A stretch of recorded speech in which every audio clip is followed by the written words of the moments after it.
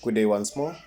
We are starting now with the characteristics of a perfect market or conditions of a perfect market. Like I said, there are 8 conditions that you must all learn them. We'll start with those conditions. That is, if a perfect market was to be there in reality, it will have met the following 8 conditions. The first one is that the product must be a homogeneous product. That is, a product must be identical, both in style, in design, and in quality. Then, when a product is similar for all of us in style, in design, and in quality, then we only compete on one thing. That is, we compete on price.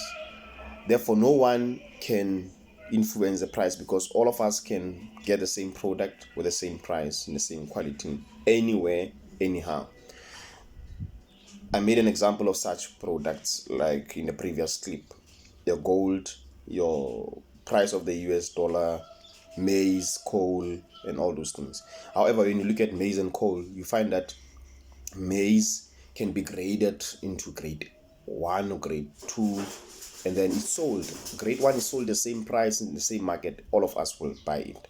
So the first characteristics is that the product must be identical. The product must be homogeneous. That's the first characteristic. The second one is that there should be a large number of buyers and sellers in their thousands. That makes it very impossible for anyone to influence the price of the product. If all of us have so many buyers to buy from, so many sellers are selling the same product. So each one's market share in the market is very small, that you cannot increase or decrease prices. If you increase your prices, obviously we will move to the next seller. If you reduce your prices, you are losing on the market price that is already there. That's the second characteristic. The third characteristic is that there should be no preferential treatment. There should be no discrimination. That is, there should not be any possibility of collusion. Collusion means that the sellers can meet and fix a price in order to limit competition. In a perfect market, that is not possible. There is no preference to certain sellers or certain buyers. All of us are having the same treatment in the market. The third characteristic is that there should be free competition. Now, buyers are free to buy wherever they want to buy, in whatever quantity they want to buy. Sellers are also free to sell whatever they want to sell at an amount that they are able to afford.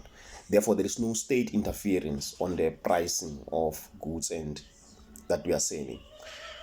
Buyers should not be able to form groups in order to obtain lower prices, like your discounts or stock fails where they buy in bulk and then they are getting lower prices. That is an imperfect market. All of us must be able to buy in a free market system. Number 5 is that there should be an efficient transport system. What do we mean by an efficient transport system? Or transport and communication systems means that there is a safe transport or communication, cheap, data is cheap, reliable, network is always there for all of us, so that no one has a better access to better mode of transport for them to deliver faster than others. All of us must have similar transports, similar communication models, so that no one can influence the market in a different way. Because if I get cheaper transport elsewhere, my goods will therefore be cheaper. If I'm in an area where I'm able to get 4G and then somebody's still on the 2G category, therefore they will sell their products higher because they're spending more on communication. So there should be similar transport and communication. All of us should have equal access to transport, equal access to information. The sixth characteristic is that there should be perfect information, not asymmetric information. Perfect information. Information should be flowing freely for all of us. We must all know where the cheap imports are, cheap factors of production are, and all those things.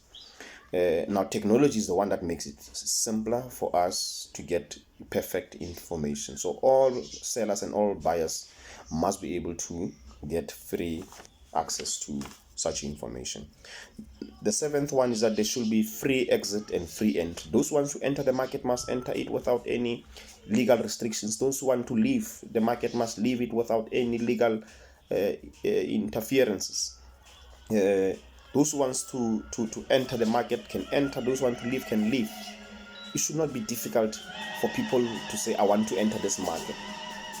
The last one is that all factors of production must be mobile, meaning all factors of production must be able to move wherever they are wanted.